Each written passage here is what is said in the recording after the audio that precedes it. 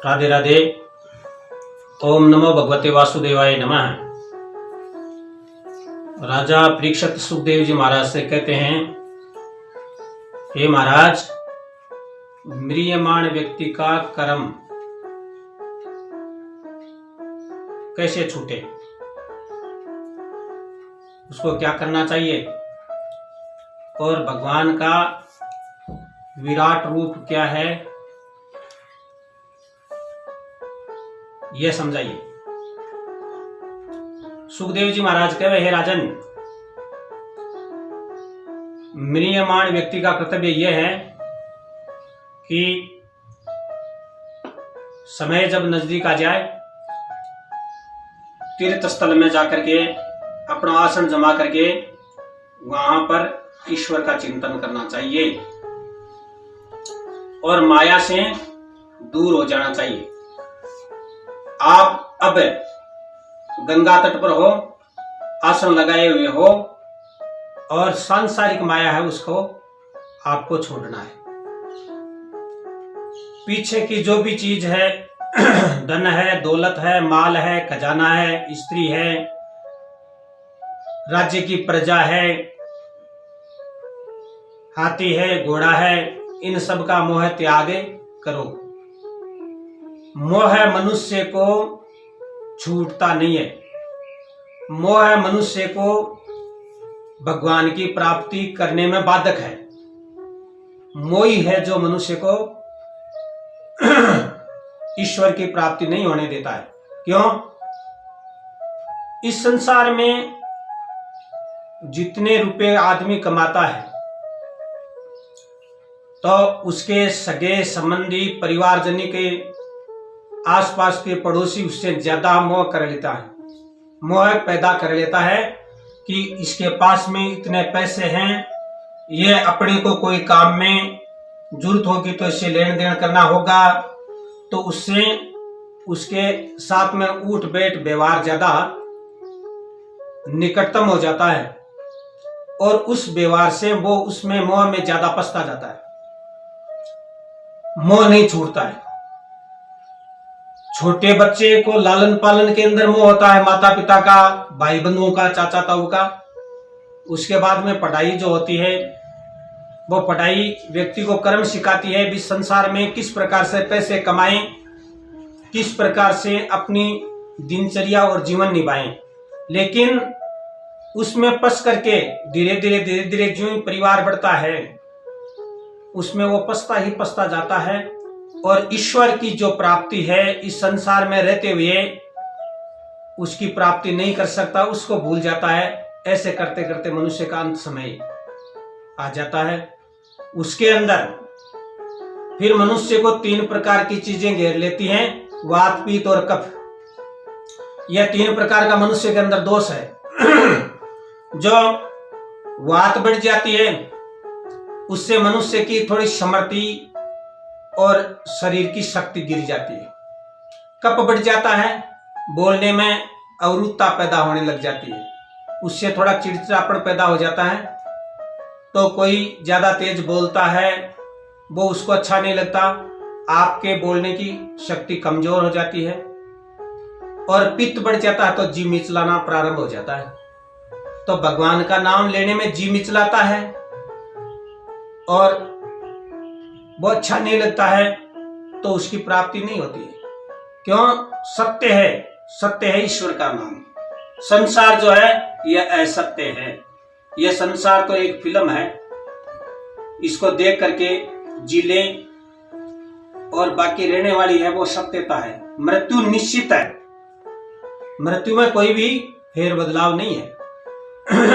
मृत्यु निश्चित है। इसलिए सत्य का साथ करो, जो परम सत्य है उसका साथ करो। जैसे व्यक्ति कोई द्रव्य के अंदर उसका मोह रहता है। एक बूढ़ा था, वो बीमार हो गया, काफी दिनों तक बीमारी चलती रही। उसके 4 पुत्र थे।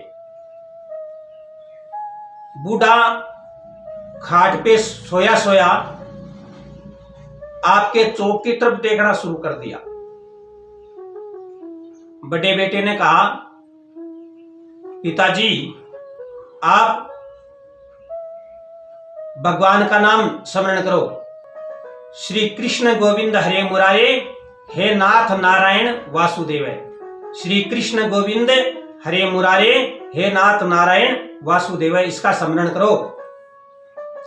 लेकिन वो चौक से नजर नहीं हटाता है। दूसरे ने कहा, पिताजी तो बेचारा इस संसार में आकर के कभी तो कोई सत्संग में, कीर्तन में, साधुओं की संगति में, ज्ञान परिचर्चा में कभी गया ही नहीं। ये तो केवल धनपार्जन में लगे रहे, धन जोड़वा में ही लागेड़ो रियो। ये वास्ते है पिताजी ने भगवान को नाम आवे को नहीं।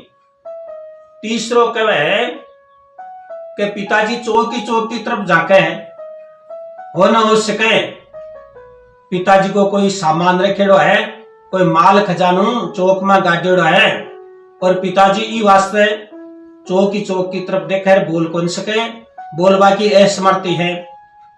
चौथो कहे कोई बढ़िया डॉक्टर ने बुलाओ, कोई बेड डॉक्टर आकर के कोई दवाई कर देवे, तो भी दवाई से पिताजी एक बार 2-4 बात अपने से कर लेवे, पूरी बात बता देवे तो अपने ध्यान में आ जावे। तो डॉक्टर को बुला लेते हैं। डॉक्टर आता है और डॉक्टर साहब से बड़े निवेदन से कहते हैं, ये डॉक्टर साहब कोई ऐसी दवाई दो जिससे हमारे पिताजी 2-4 बात हमसे कर लेवे।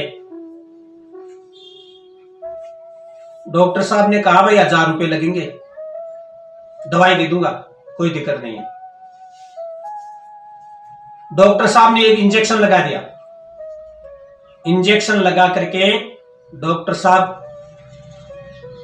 चला गया। दवाई ने अपना काम किया और बूढ़े को आवाज निकल दी। आवाज निकली, निकलते वक्त ही बूढ़े ने कहा, अरे चारों मेरी तरफ क्या देख रहे हो? चौक के अंदर बछड़ा है जो झाड़ू चबा रहा है, बछड़ा झाड़ू चबा रहा है। मेरे के मरने बाद में आप इस घर को कैसे चलाओगे? झाड़ू चबा करके नुकसान कर दिया, इधर तो नहीं देखते हो और मेरी तरफ देख रहे हो। तो ये क्या द्रव्य की आसक्ति, ये कोई हंसने की बात नहीं है, ये चैतन्य होने की बात है। इस संसार में पहले ही सचेतन हो जाओ, जिससे भगवान का नाम धीरे धीरे अंदर जमता रहे और पाप निकलते रहे। तो इसी प्रकार से ईश्वर अंश जीव अविनाशी, चेतन अमल सहज सुख राशि, सो माया बस भयं गोसाई, बंध्यो कीर मरकट की नाई। तुलसीदास जी रामायण में बतावा है, ये जीव ईश्वर का अंश है और ये चैतन्य है, यानी प्रकाशित है, लेकिन माया का मोह में फंस करके उस प्रकाश को भूल जाता है।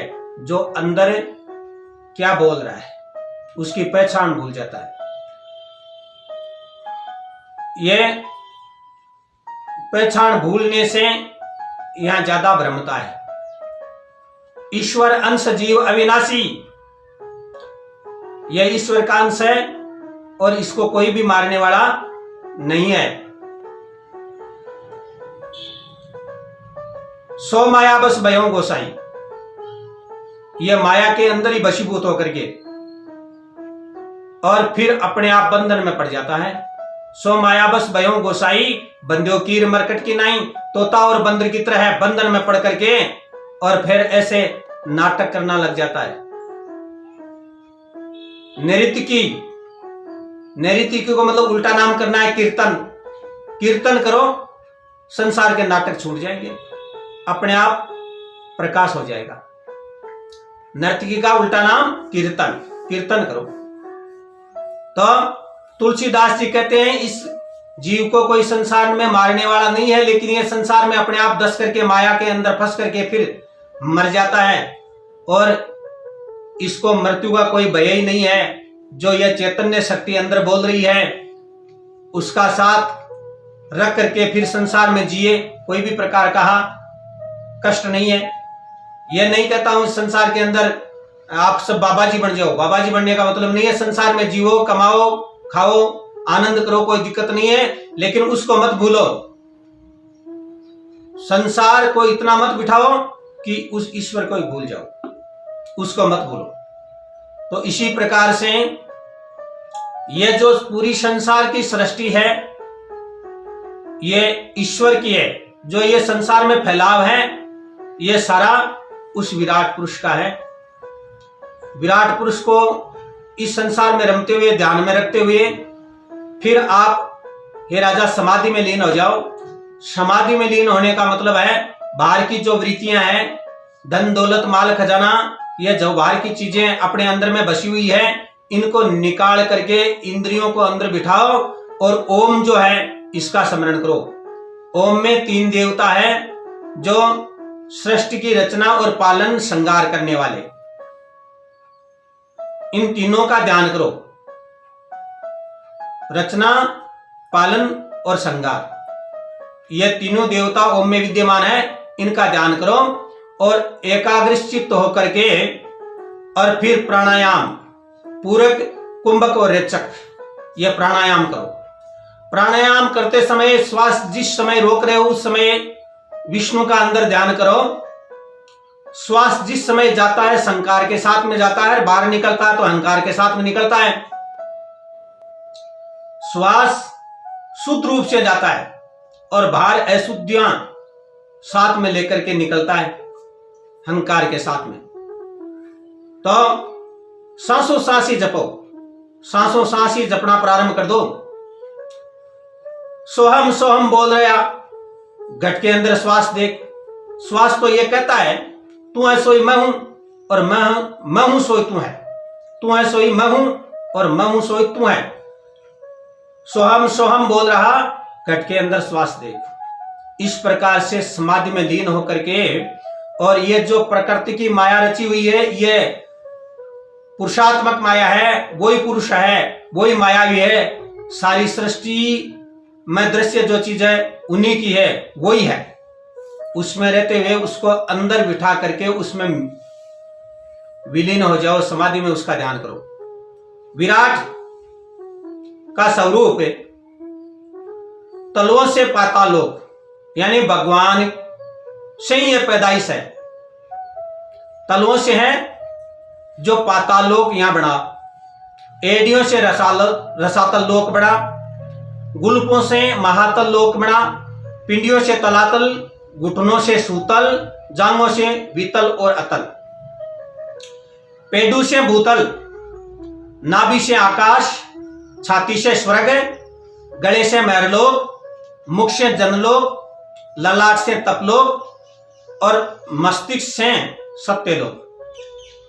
और इंद्रियों से भुजाएं, दिशाओं से कान, यानी जो दिशाएं हैं वो भगवान का कान का स्वरूप है। शब्द से श्रवणेन्द्रिय और अश्वनी कुमार नासिका छिद्र हैं, गंध है घ्राणेन्द्रिय, और जो ददकती ज्वाला है वही भगवान का मुख है। ब्रह्मलोक भूमिवास जल है, तालु जीव जीवारस, ब्रह्मांड वेद, नेत्रों से अंतरिक्ष, यानी नेत्र भगवान के वो अंतरिक्ष हैं, और देखने की शक्ति सूर्य है, रात और दिन है जो भगवान की पलकें हैं, दाढ़े यमराज, दांत स्नेहा, हंसी माया, कटाक्ष माया का संग। ऊपर का होठ है भगवान का जो लज्जा है, नीचे का होठ है लोभ। स्तन धर्म, पीठ अधर्म, मुतेंद्रिय प्रजापति और कोश मित्रावरुण, कोख समुद्र और पहाड़ है जो भगवान की हड्डियां, इनसे पहाड़, यह भगवान की हड्डियां ही है। और नदियां है जो भगवान की नाड़ियां हैं, और वृक्ष है जो भगवान के रोम हैं, और वायु जो चल रही है भगवान का श्वास है, और भगवान की चाल है जो ही काल है। कर्म कार्य संसार, सिर के बाल जो बादल हैं, वो भगवान के सिर के बाल हैं। संध्याई वस्त्र है, मूल प्रकृति हृदय है, चंद्रमा मन है, महतत्व है जो चित्त है, रुद्र अहंकार है और ऊंट घोड़ा भगवान का नख है। मृग पशु जो ये रचनाएं हैं भगवान के कटी प्रदेश हैं। सुंदर सुंदर रचना यानी अनेक पशु पक्षी बुद्धि स्वयं भाई भूमनु है, निवास स्थान मनु संतान है, बड़ पिपलादि गंधर्व स्वर है जो विद्याधर, समर्ति चारण समर्ति अप्सरा, वीर्य यानी दैत्य दैत्य ये जो भगवान के वीर्य हैं, और पराक्रमण प्रहलाद, मुख जो है वो ब्राह्मण, भुजा है क्षत्रिय, जंगा वैश्य, पैर है जो शूद्र है।